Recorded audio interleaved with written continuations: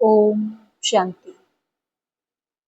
अव्यक्त मुरलियों की श्रृंखला में आज हम प्यारे बाप दादा के 3/2/1972 के मधुर महावाक्य सुन रहे हैं।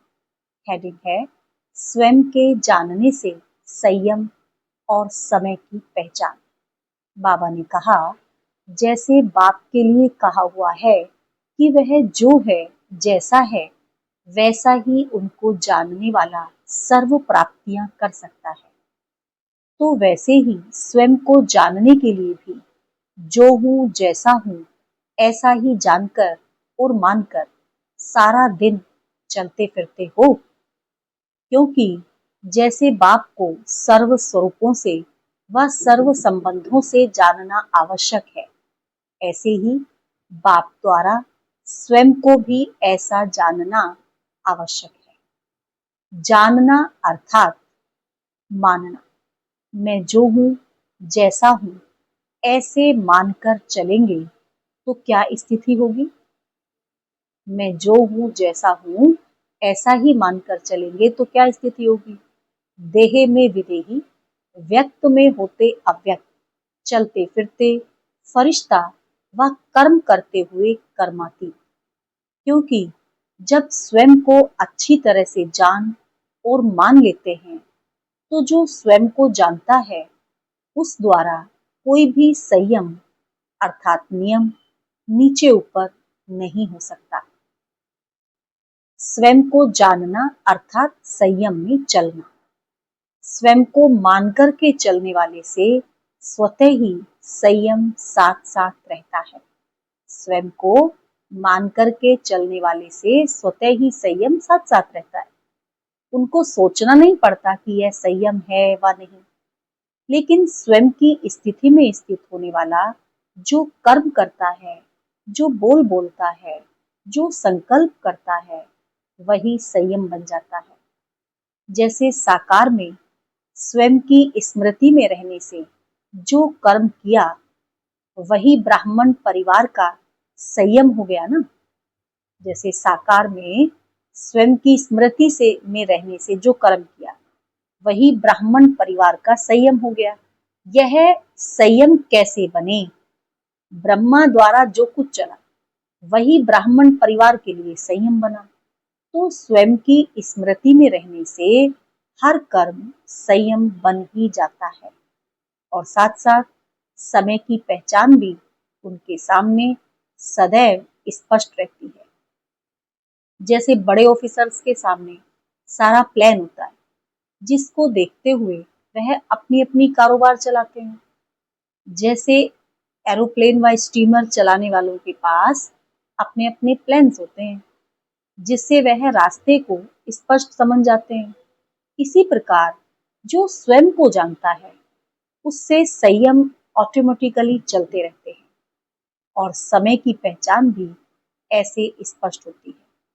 तो सारा दिन स्वयं जो है जैसा है वैसी स्मृति रहती है। इसीलिए गाया भी हुआ है, जो कर्म मैं करूंगा मुझे देख सभी करेंगे। तो ऐसे स्वयं को जानने वाला जो कर्म करेगा वही संयम बन जाएगा। उनको देख सभी फॉलो करेंगे। ऐसी स्मृति सदा रहे। पहली स्टेज जो होती है उसमें पुरुषार्थ करना पड़ता है। हर कदम में सोचना पड़ता है कि यह राइट है व रॉन्ग है, यह हमारा संयम है व नहीं। जब स्वयं की स्मृति में सदा रहते हैं तो नेचुरल हो जाता है। फिर यह सोचने की आवश्यकता नहीं रहती। कब भी कोई कर्म बिना संयम के हो नहीं सकता। कभी भी कोई कर्म बिना संयम के हो नहीं सकता। जैसे साकार में स्वयं के नशे में रहने के कारण अथॉरिटी से कहते थे कि अगर साकार द्वारा उल्टा भी कोई कर्म हो गया तो उसको भी सुलटा कर देंगे। शिव बाबा कहते हैं ना कि ब्रह्मा बाबा के मुख से जो निकला वही उसको फॉलो करना है। तो अगर बाबा कहते थे कि अगर ब्रह्मा के द्वारा कोई गलत भी हुआ कुछ तो उसको मैं सुलटा कर दूंगा, उसको मैं सही कर दूंगा। तो कितना नशे से कहते थे। तो कितना अथॉरिटी से कहते थे बाबा कि अगर साकार द्वारा उल्टा भी कोई कर्म हो गया तो उसको भी उल्टा कर देंगे। तो यह अथॉरिटी है ना, उतनी अथॉरिटी कैसे रही, उतनी अथॉरिटी से बाबा ने कैसे कहा? स्वयं के नशे से, स्वयं के स्वरूप की स्मृति में रहने से यह नशा रहता है कि कोई भी कर्म उल्टा हो ही नहीं सकता। ऐसा नशा नंबरवार सभी में रहना चाहिए। जब फॉलो फादर है तो फॉलो करने वालों की यह स्टेज नहीं आएगी। हम कौन है? फॉलो फादर, बाप को फॉलो करने वाले हैं। तो जैसी बाप की स्टेज थी वैसे ही बच्चों की भी आएगी, इसको भी फॉलो करेंगे ना। साकार रूप फिर भी पहली आत्मा है ना, जो फर्स्ट आत्मा ने निमित्त बन करके दिखाया, तो उनको सेकंड थर्ड जो नंबरवार आत्माएं हैं वह सभी बात में फॉलो कर सकती हैं। निराकार स्वरूप की बात अलग है। साकार में निमित्त बन करके जो कुछ करके दिखाया वह सभी फॉलो कर सकते हैं, नंबरवार पुरुषार्थ अनुसार। इसी को कहा जाता है, नंबरवार पुरुषार्थ अनुसार सभी फॉलो कर सकते हैं। तो इसी को कहा जाता है अपने में संपूर्ण निश्चय बुद्धि। जैसे बाप में 100% निश्चय बुद्धि बनते हैं, तो बाप के साथ साथ स्वयं में भी इतना निश्चय बुद्धि जरूर बने। स्वयं की स्मृति का नशा कितना रहता है? जैसे साकार रूप में निमित्त बन हर कर्म संयम के रूप में करके दिखाया, ऐसे प्रैक्टिकल में आप लोगों को फॉलो करना। ऐसी स्टेज है।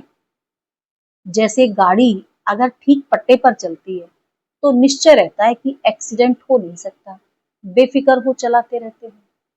तो वैसे ही अगर स्वयं की स्मृति का नशा है, फाउंडेशन ठीक है, तो कर्म और वचन संयम के बिना हो नहीं सकता। ऐसी स्टेज समीप आ रही है। इसको ही कहा जाता है संपूर्ण स्टेज के समीप। इस स्वमान में स्थित होने से अभिमान नहीं आता। जितना स्वमान उतनी निर्माणता, इसीलिए उनको अभिमान नहीं रहेगा। जैसे निश्चय की विजय अवश्य है, इसी प्रकार ऐसे निश्चय बुद्धि के हर कर्म में विजय है, अर्थात हर कर्म संयम के प्रमाण है, तो विजय है ही है। ऐसे अपने को चेक करो कि कहाँ तक स्टेज के नजदीक है। जब आप लोग नजदीक आएंगे तब फिर दूसरों के भी नंबर नजदीक आएंगे। दिन प्रतिदिन ऐसे परिवर्तन का अनुभव तो होता होगा। वेरीफाई कराना, एक दो को रिगार्ड देना वह दूसरी बात है, लेकिन अपने में निश्चय रख कोई से पूछना वह दूसरी बात है। वह जो कर्म करेगा निश्चय बुद्धि होगा। बाप भी बच्चों को रिगार्ड दे करके राय सलाह देते हैं ना।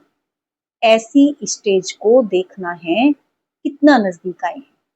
फिर यह संकल्प नहीं आएगा पता नहीं यह रोंग है व राइट है। यह संकल्प मिट जाएगा, क्योंकि मास्टर नॉलेजफुल हो। स्वयं के नशे में कमी नहीं होनी चाहिए। कारोबार के संयम के प्रमाण एक दो को रिगार्ड देना यह भी एक संयम है। ऐसी स्टेज है जैसे एक सैंपल के रूप में देखा ना, तो साकार द्वारा देखी हुई बातों को फॉलो करना तो सहज है ना। तो ऐसी स्टेज समानता की आ रही है ना। अभी ऐसे महान और गुव्य गति वाला पुरुषार्थ चलना है। साधारण पुरुषार्थ नहीं, साधारण पुरुषार्थ तो बचपन का हुआ, अब विशेष आत्माओं के लिए विशेष ही है। अच्छा, ओम शांति।